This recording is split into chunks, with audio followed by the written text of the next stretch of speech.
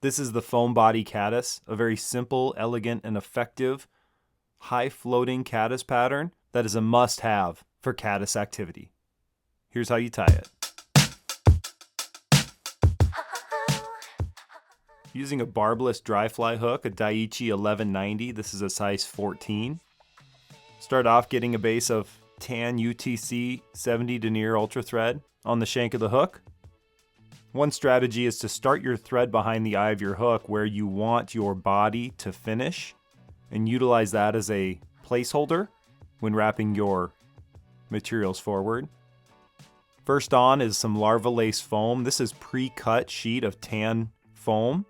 Capture the piece of foam on top of the hook shank. Pull that foam rearward as you tie it down, going back to the bend of the hook. Bring your thread all the way back to the bend of the hook, covering that Larva Lace foam. And then bring the thread right back to the front to the original tie-in point. Make sure you don't bring that thread too far up on the hook shank. Let it rest about a 1/4 inch back from the hook eye, just to give enough space to tie in your eventual thorax and hackle at the front. Next, we're going to wrap our foam body forward. Pull that foam tight at the back side and make consecutive wraps over the top towards the front side of the hook shank. Each succeeding wrap should cover about half of the piece of foam that is in front of it. Once you get to that 3/4 point on the hook shank, capture your Larva Lace foam with a few thread wraps over the top and a few thread wraps in front. Pull the tag end up tight and trim it close. Next, we're going to tie in a wing of bleached elk hair for this tan caddis imitation. I don't like a big bulky wing on my caddis patterns, but I will grab a larger clump than I think I'll need from this patch of elk hair. Pinch those tips tightly between your fingers before grooming the butt ends of those fibers and any loose fibers from that small patch of fur. Use a comb, use your fingertips. Go through this patch thoroughly until you're certain there are no loose fibers or there's no under fur to get in the way of tying in this elk hair. Once you thoroughly clean your elk hair, stick it in the stacker. Do your best to align those tips and remove your elk hair from your stacking device. Manipulate the fibers in your fingers and bring it to your hook for measurement. Keep the wing relatively short. If it extends over the bend of the hook a little bit, that's okay. Just don't have it extend way off the backside of the hook. About the same length as the hook shank itself. I prefer to trim my elk hair prior to tying it in. Once I get the length that I want, I'm going to make a nice straight cut right next to my fingertips. And then all I have to do is bring that elk hair to the hook to be tied in. So I'm going to spin my bobbin counterclockwise to remove the spin from my thread. And I'm going to make 2 loose wraps over the top of my elk hair at the tie-in point, and then pull that thread straight down to lock those fibers into place.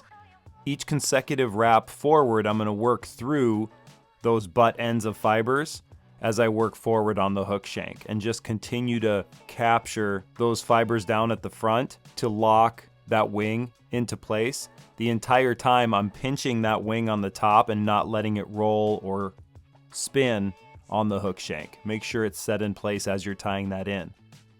The Ewing dry fly mini pack feathers work really well for the hackle portion of this fly. I'm using brown. Find a feather that fits, pull the longer butt fibers from the base of the feather, and trim your stem to give you just a little tie-in point. Tie your dry fly feather in right in front of your elk hair wing. And since this is a tan caddis imitation, I'm using a dark tan Firestar dubbing for the thorax, just to give it a little bit of sparkle and some UV qualities.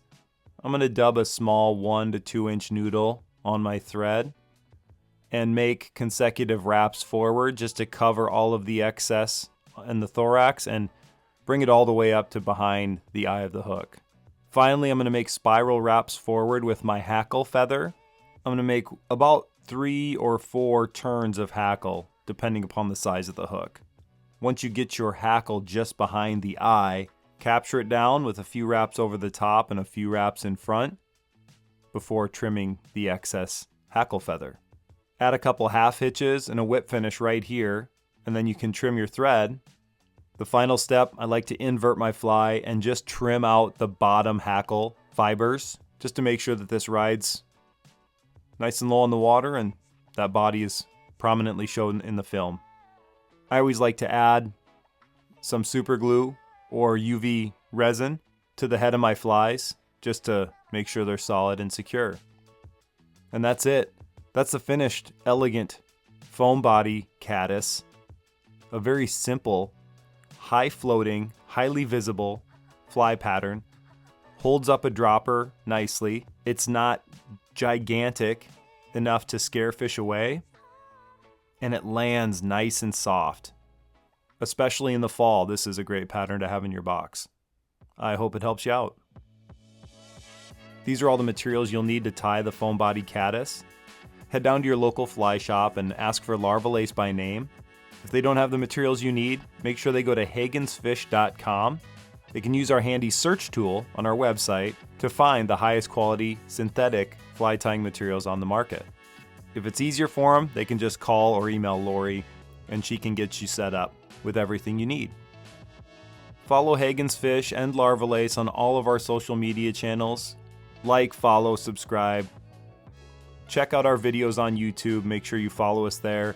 Comment and share as much as you can to help other anglers find our fly tying tutorials. And let us know if there's a fly that you want to see tied or a material from Larva Lace that you want to see used in a pattern, and we'll get that done. Thanks for being a part of the Larva Lace community. Here's to tight lines and well-tied flies.